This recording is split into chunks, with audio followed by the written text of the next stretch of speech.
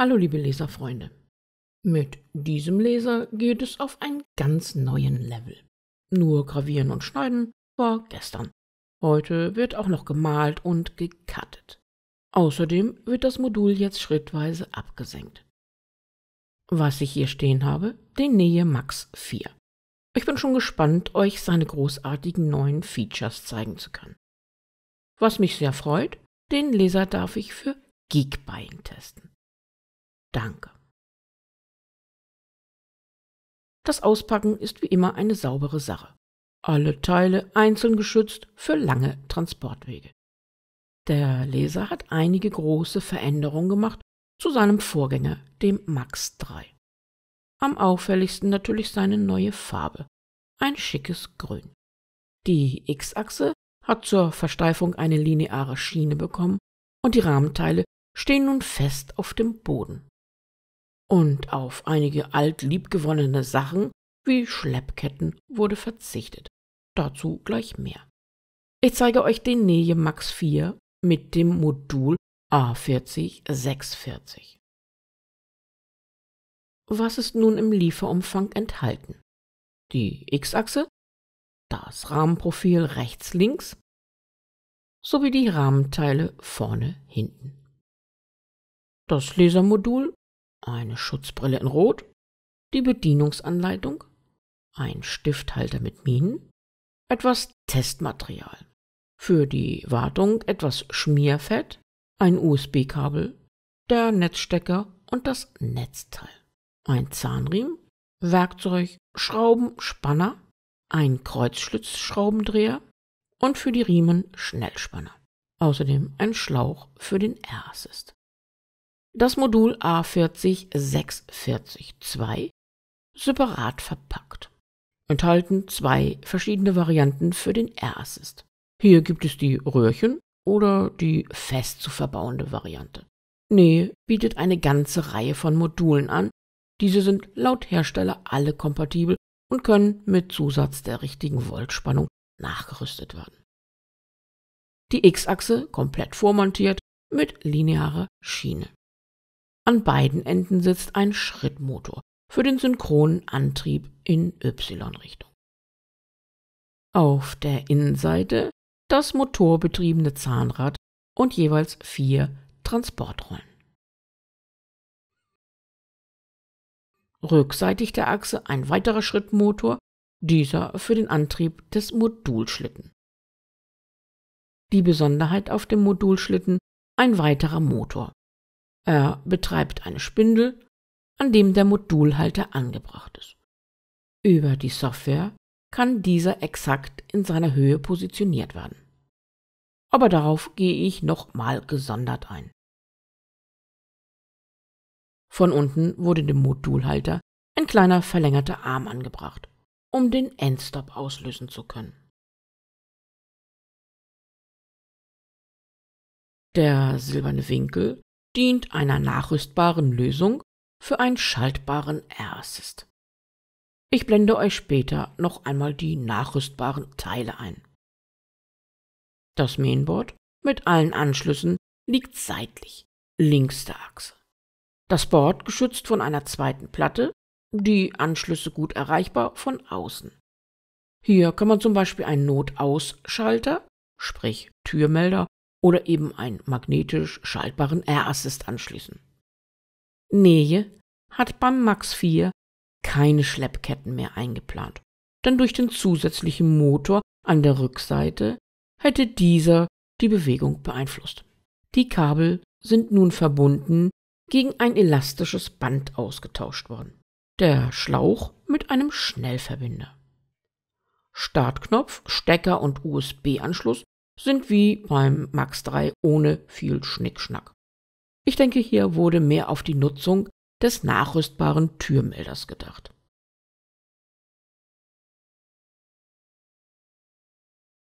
Um die Transporträder einstellen zu können, ist die Befestigung in kleinen Langlöchern, gekontert mit einer Schraube von unten. Von Werk aus waren die meines Lasers ganz nach oben eingestellt. Die Profile würden hier nicht durchpassen.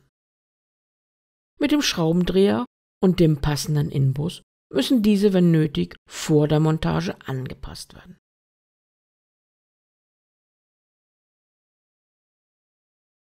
Wer die Schrauben für die Profile sucht, sie befinden sich direkt schon in den Enden.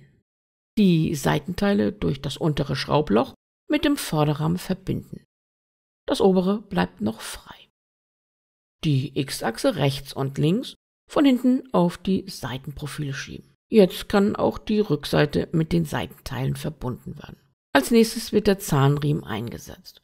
Geliefert wird er in einem Stück, also halbieren wir ihn. Mit der Zahnseite nach unten in die Rille des Profils legen, mit dem ersten Transportrad darüber fahren, Zahnriemen hoch über das Zahnrad legen und wieder unter dem zweiten Transportrad nach hinten zum Ende des Profils auslegen. Und weil es so schön war, auf der anderen Seite noch einmal. Am Ende nach hinten laufend wird der Zahnriemen durch das Langloch gezogen und mit einer Schraube in dem darunter liegenden Loch verklemmt. An die Vorderseite werden Schnellspanner montiert. Da es diesbezüglich einige Fragen gab, zeigt euch mein Handmodel, wie das geht. Zunächst wird das Teil komplett zerlegt. Alle Schrauben raus. Selbst die zuvor montierte Schraube am Rahmen. Ja, natürlich, man hätte auch von hinten anfangen können. Aber wer weiß das schon. Den Zahnriemen von hinten in das Spannergehäuse fädeln, vorne durchziehen, bis er am Rahmen ankommt. Jetzt dürfen endlich die beiden Schrauben rein. Die Madenschraube am kleinen Riemenhalter lösen und den Zahnriemen von oben mit der Madenschraube nach vorne gerichtet durchziehen. Jetzt kommt die kleine schwarze Buchse. Sie wird längs unter dem Zahnriemen eingesetzt, von der Seite durch die Buchse verschraubt. Jetzt kommt noch der kleine Riemenhalter zum Einsatz. Er wird unter der Buchse eingeschoben. Die beiliegende Schraube wird dann von unten in den Riemenhalter eingedreht. Jetzt nur noch die Madenschraube anziehen. Je nach Richtung der unteren Schraube zieht jetzt das Gewinde am Halter und spannt oder lockert den Zahnriemen. Das Modul. Ich habe hier das A40 640 in zweiter Ausführung mit 11 Watt Ausgangsleistung. Bei einem Feinspot von 0,04 x 0,06 mm. Im Gegensatz zur ersten Ausführung ist dieses zur Kühlung schon fertig ausgestattet mit Kühlkörper und Ventilator. Bei der ersten Ausführung lagen diese plus Lötzinn und Anschluss zur Selbstmontage bei. Ich habe das Modul schon einmal im Video zum Max 3 vorgestellt. Daher werde ich darauf heute weniger eingehen. Es hat einen optischen Fokus, das heißt, hier lässt sich die Linse verstellen und der Fokus muss dann ermittelt werden. Auf der Näheseite steht ein Wert für den Fokus von 30 bis 70 mm zwischen Material und Linse. Nähe bietet viele weitere Module an, zum Beispiel das E80. Alle, wie erwähnt, seien mit dem Max 4 kompatibel. Fokus Linse. Da das A40 640 keinen festen Fokus hat, kann dieser durch die Einstellung der Linse beeinflusst werden. Für eine bessere Sicht und um den R-Assist gleich mit einzusetzen, entfernen wir die rote Blende am Modul. Die Fassung der Linse kann mit einem großen Schraubendreher vorsichtig rausgedreht werden. Dieses beeinflusst, je nach Position, die Länge des Fokus. Dieses wiederum, ob besser graviert oder besser geschnitten wird. Ich habe mich hier entschieden für einen Wert von 2 mm Abstand zwischen Gehäuse und Fassung. R-Assist. Wie erwähnt, gibt es zu diesem Modul 2 Varianten von R-Assist-Düsen. Ich nutze den verbauten mit Schnellverbinder. In der Tüte ein Satz Ersatzschrauben und ein paar Dichtungsringe. Dieser wird zur Dichtung über die Fassung geschoben. Je weniger Abstand man eingestellt hat, umso schwerer ist es übrigens, den R-Assist einzusetzen. Festschrauben, fertig. Das Modul erhält jetzt noch seine Anschlusskabel und kann dann eingesteckt werden. Seitlich hält das Modul die beiden Rändelschrauben. Diese sind zwar wieder klein, aber werden eigentlich kaum bis gar nicht mehr benötigt. Aber dazu beim Einstellen mehr. Schlauch einstecken, mit einem Kompressor oder ähnlichem verbinden. Netzstecker und USB-Kabel. Der Arbeitsbereich 750 x 460 mm. Damit ist er etwas kleiner als sein Vorgänger. Für einen sicheren Stand hat der Nähemax 4 in seinem Rahmen im vorderen und hinteren Rahmenteil jede Menge Löcher, mit denen man ihn sicher auf eine Platte schrauben kann. Parameter-Schnitttest. Wie erwähnt, möchte ich bei dem Modul nicht wirklich in die Tiefe gehen. Wer ein paar Arbeiten des Moduls sehen möchte, kann sich gerne das Video zum Max 3 anschauen. Dennoch möchte ich euch kurz an meinem Standardparametertest zeigen, wie sich die Option Formen füllen auswirken. Formen einzeln füllen bedeutet für die Z-Achse, sich nach jedem abgeschlossenen Objekt nach oben zu bewegen und erst dort, wo das nächste beginnt, wieder abzusetzen. Das kann natürlich ganz nützlich sein, gerade wenn man kleinere Schnitte macht, bei denen sich das ausgelöste Stück im Honeycomb hochstellt. Dann fährt das Modul nicht versehens dagegen und reißt einem das Material vom Honeycomb. Auch wenn man bei diesem Test die Z-Hebemöglichkeit nicht wirklich gebraucht hätte. Außerdem kann man die Z-Achsensenkung für tiefere Schnitte nutzen. Ich habe hier nur ein 4 mm Pappelsperrholz, aber zum Verständnis sollte es reichen. In Lightburn habe ich mir einen Test geladen. Für diesen Kreis bei 900 mm pro Minute möchte ich 4 Durchgänge einstellen. Ich habe einen Versatz von 36 mm, das entspricht der Oberkante meines Materials. Pro weiteren Durchgang möchte ich, dass sich das Modul um 1 mm senkt. Wie sich der Z-Versatz errechnet, zeige ich euch gleich noch. Gruppen zusammenfüllen. Während bei Formen einzeln füllen jeder einzelne Buchstabe die Z-Achse zwingt, nach oben zu fahren, wird diese Fahrt erst nach jeder abgeschlossenen Gruppe gemacht. In meinem Parameter-Gravurtest ist eine Gruppe jeweils eine gesamte Textzeile. Aber keine Sorge, so muss nicht graviert werden. Das sind nur die Fülloptionen. Bei einer Gravur würde man wohl auf den Z-Versatz verzichten. Wobei, vielleicht ganz interessant, wenn man ein Objekt mit erhöhtem Außenrand gravieren möchte. Hier mal wieder mein kleiner Schutzhinweis. Denn was man hier schön sehen kann, der Laserstrahl ist ziemlich ungeschützt. Ein Gehäuse und eine gute Schutzbrille sind bei der Modulnutzung zwingend nötig. Die Einrichtung in Lightburn. Im Reiter Laser den Punkt Geräte auswählen, manuell erstellen und als Controller GRBL auswählen. Ist der Treiber nicht vorhanden, findet man ihn für Windows unter anderem bei Laser GRBL. Jetzt kann die Verbindung ausgewählt werden. Ich nutze das USB-Kabel. Hier kann ein Name vergeben werden und die Größe in X und Y angegeben werden.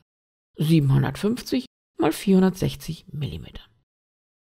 Ein automatisches Homing möchte ich nicht.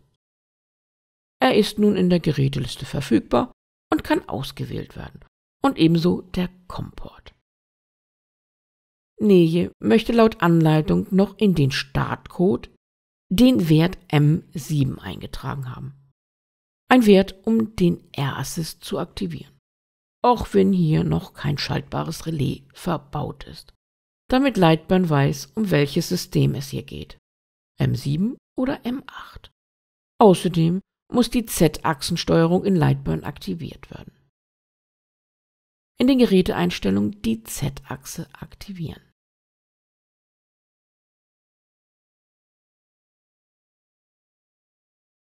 Auf der Seite nähe.wiki findet man die hauseigene Software für Windows. Downloaden und die ausführbare Exe-Datei starten.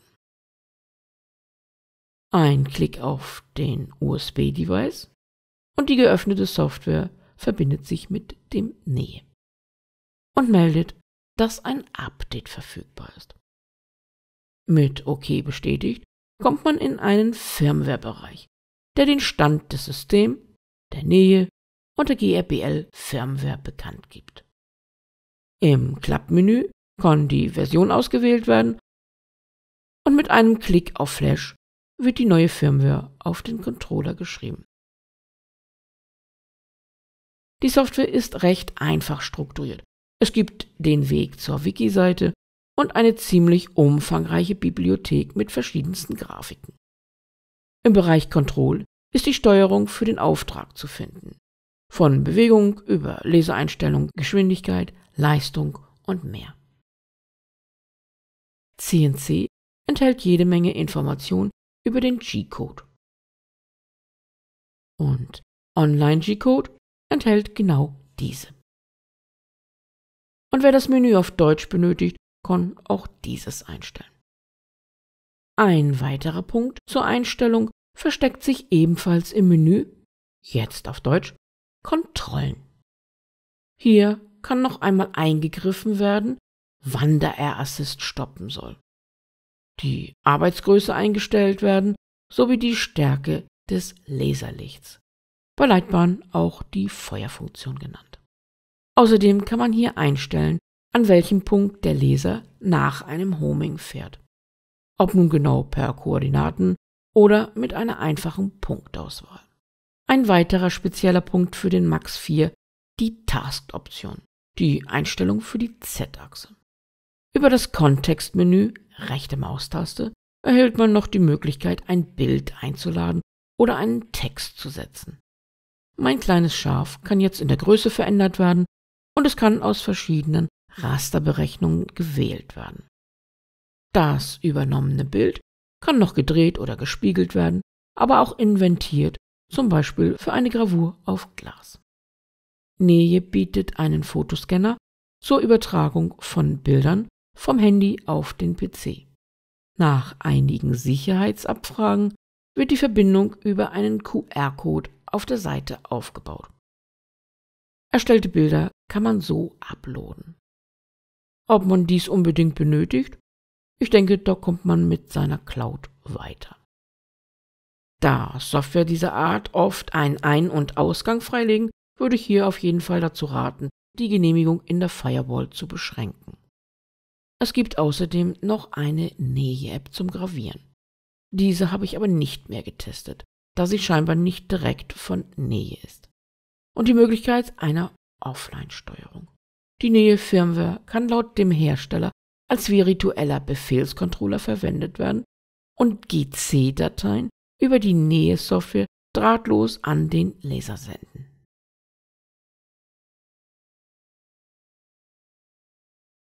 Als nächstes Highlight ein Stifthalter. Lasern 2.0. Es wird gemalt. Im Lieferumfang ein Stifthalter und 2 Minen. Dieses sind gewöhnliche Kugelschreiberminen. Auch andere Minen oder Stifte sind möglich. Ich denke, hier muss man nur kreativ sein und testen, was geht. Das Lasermodul muss dazu kurzzeitig abgebaut werden. Luftschlauch und Kabel können einfach etwas nach oben gelegt werden. Der Halter kann dann einfach in den Modulhalter eingeschoben werden und mit der unteren Rändelschraube fixiert werden. Ein Funktionstest.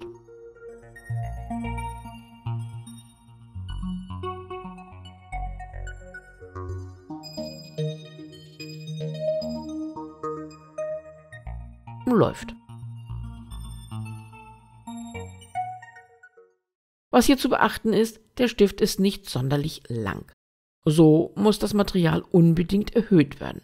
Als Anhaltspunkt, ich habe eine 29 mm starke Spanplatte eingelegt. Sie liegt auf dem vorderen und dem hinteren Rahmen. Rechts-links darf sie nicht zu hoch sein, da sie sonst mit dem Motor kollidieren würde. Also so circa 30 mm plus Rahmen und Papier sollte man für den Stift einplanen. Bei anderen Stiften ist es sicherlich auch möglich, das Material auf den Boden zu legen. Auf einem Honeycomb ist wohl durch die Waben eher schlechter zu malen. Wir beginnen mit einem Homing. Der Halter fährt auf seine Nullhöhe. Jetzt den Stift herunterfahren und danach manuell auf das Papier einstellen und zum Heben wieder etwas hochfahren. Neje empfiehlt, den Versatz der Z-Achse auf 1 bis 2 mm einzustellen. Ich habe mal eine kleine Reihe entwickelt. Kuschel und R.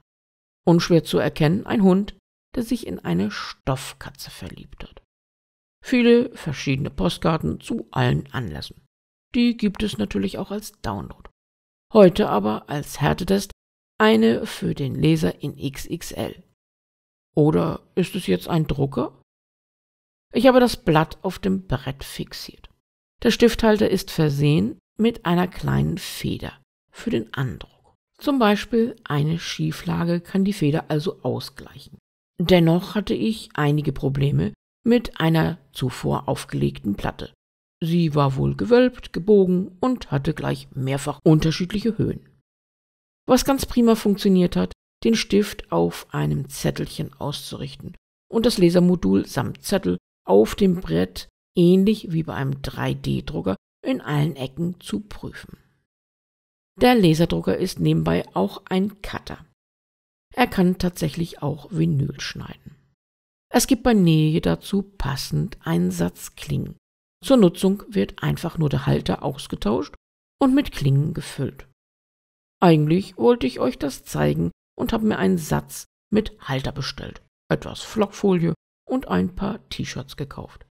Leider war aber wohl in meinem Testpaket ein Vorgänger der Halterung und so passten beide nicht ineinander. Sobald ich das ausgetauscht bekommen habe, gibt es aber noch ein T-Shirt-Update. Von der Druckqualität oder Malqualität bin ich auf jeden Fall echt begeistert. Und mit ein bisschen Farbe erinnert mich das echt an einen von euch. Jetzt möchte ich euch auch gerne noch einmal die Z-Achseneinstellung zeigen. Im Grunde ist sie ziemlich einfach und solange man mit dem gleichen Unterbau, zum Beispiel mit immer demselben Honeycomb arbeitet, braucht diese Einstellung nicht verändert zu werden. Ich mag es lieber bildlich und empfand daher die Zeichnung von Neje etwas zu anstrengend. Deshalb habe ich versucht, euch das mal bildlich darzustellen. Der Modulhalter, auf der Spindel laufend, kann mit der Software ganz exakt in der Höhe eingestellt werden. Seine mögliche Bewegung entspricht 45 mm. Das heißt, in seiner höchsten Stellung ist sein Z-Wert auf 0,00 und in der tiefsten auf Z-45. Um den Modulhalter wieder in Nullstellung zu bringen, führt der Leser das Modul bei einem Homing immer wieder ganz nach oben. Ist dieses verständlich, dann kommt als nächstes das Lesermodul. Dieses wird frei am Halter mit den Rändelschrauben fixiert und hat damit einen eigenen kleinen Bewegungsspielraum. Dieser ist nötig, um den Fokus einstellen zu können, hat aber rechnerisch keine eigene Rolle. An meinem Modell hier möchte ich den Fokus direkt auf meinen Honeycomb ausrichten. Der Lichtpunkt wäre aber durch die Wabenlöcher kaum sichtbar und der Rand ist bei vielen dieser Unterlagen etwas höher. Also lege ich mir zum Beispiel ein gerade griffbereites Stück Sperrholz mit 4 mm drauf. Es müssen natürlich keine 4 mm sein, aber die Stärke sollte sich gemerkt werden. Als nächstes wird der Modulhalter abgesenkt, um sich dem Material anzunähern. Dieses mache ich wieder über die Software. Ich habe einen Wert von 40 mm gewählt und merke ihn mir. Der Wert kann wie anfangs gezeigt zwischen 0 und 45 mm sein. Der Abstand zwischen Material und Lasermodul, sprich Linse, sollte dann ungefähr dem Fokus entsprechen. Um den Fokus fein einzustellen, werden die Rändelschrauben gelöst und das Modul in die Höhe gebracht, wo der Laserpunkt auf dem Material am feinsten ist. Sollten die Rändelschrauben nicht mehr greifen, muss der Modulhalter in der Software noch ein wenig tiefer oder höher gefahren werden, aber die Gesamttiefe natürlich nicht über 45 mm. Da noch mein Material mit 4 mm auf dem Honeycomb liegt, ist der eingestellte Fokus natürlich 4 mm über dem Honeycomb. Wenn ich also direkt das Honeycomb erreichen möchte, müsste ich bei einer Gravur die Holzstärke hinzurechnen. Jetzt ist entscheidend, ob sich das Modul bei jedem Schnitt oder jeder Gravur heben und senken soll. Notwendig ist es zum Beispiel beim Stift, beim Cutter und wenn man mehrere verschiedene Materialstärken gleichzeitig bearbeiten möchte. Wird kein Höhenversatz benötigt, zum Beispiel bei einer Gravur, kann jetzt einfach so gestartet werden. Gehe ich von der Ausgangsposition aus und man würde nach einem Homing in der Software den Z-Versatz auf 40 stellen, würde das Modul nach jedem geschlossenen Motiv den Modulhalter um die eingestellten 40 mm nach oben fahren und beim Ansetzen des nächsten Motivs diesen weiten Weg wieder herunterfahren. Also nochmal zusammengefasst, der Modulhalter wurde nach einem Homing um 40 mm runtergefahren und mit den Rändelschrauben das Modul auf einen feinen Laserpunkt eingestellt. Um den Z-Versatz nun einzuschränken, gehe ich aus dieser Position einfach mal 5 mm hoch. Ein kleiner, aber reeller Wunschwert für einen kurzen Weg. In Lightburn muss dann der Z-Versatz eingetragen werden. Mein Wunschwert war 5 mm. Setze ich auf halbe Materialstärke, 2 mm, stelle ich 7 mm ein. Eine richtig spannende Sache für dickeres Material ist es dann, den Fokus pro Durchgang zu senken. Der Versatzwert wird dann pro Durchlauf angegeben. 2 Durchgänge, 4 mm Materialstärke, pro Durchlauf 2 mm Tiefe. Habe ich diese Einstellung nun einmal gemacht, brauche ich bei unterschiedlichen Materialien immer nur noch den Versatz zu berechnen. Bei einem 6 mm dicken Material wäre es nur 3 mm zur Oberkante. Ziehe ich mein Material dazu, bin ich auf der Oberkante Honeycomb bei 9 mm. So brauche ich nur die Materialstärke von diesem Wert abziehen. 9 mm, ein 6 mm starkes Material, ist 3 mm Z-Versatz. Nach dem nächsten Homing aber nicht vergessen, zuvor den gewählten Anfangswert, in meinem Beispiel die 40, herunterzufahren. Also, wie war das jetzt? Modul einsetzen, ein Homing,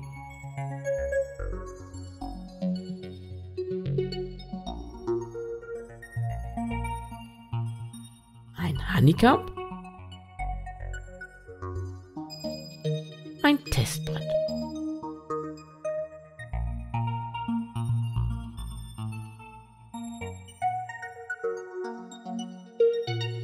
Einen Wert zwischen 0 und 45 mm herunterfahren,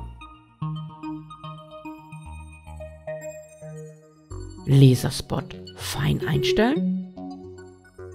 Diese Höhe kann natürlich auch vorab mit einem Rampentest ermittelt werden.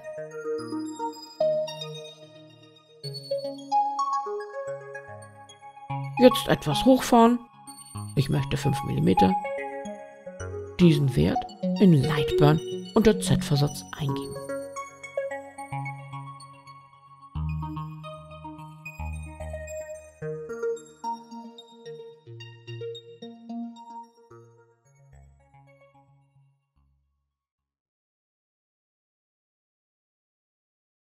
Mein persönliches Fazit.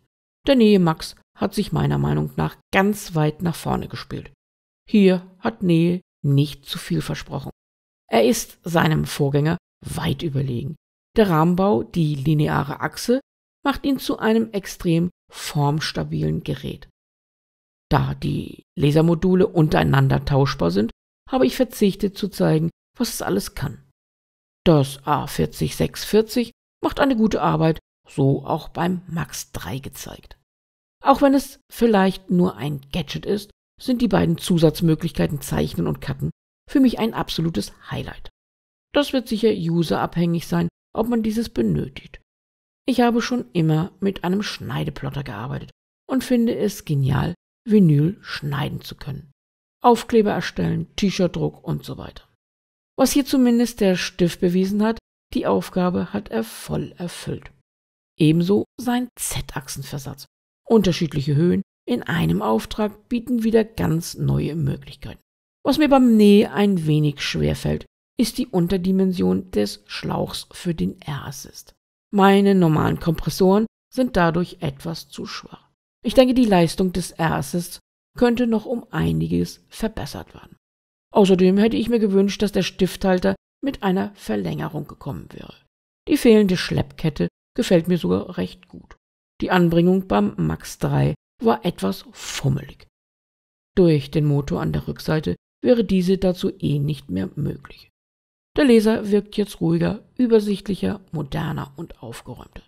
Die flexible Kabelführung funktioniert dazu sehr gut. Ich denke, es kommt auch okay, dass das fehlende Relais für den Kompressor und der Türschalter nur noch als Zusatzoption sind. Dafür hat Nee wirklich einen tollen Laser herausgebracht. Ich hoffe, ich konnte euch ein wenig die offenen Fragen zum Gerät beantworten und bedanke mich noch einmal bei Geekbuying für die Chance, diesen Laser testen zu dürfen. Wer noch mehr sehen möchte, bleibt dabei. Ich freue mich auf euch. Dicke Dragonküsschen.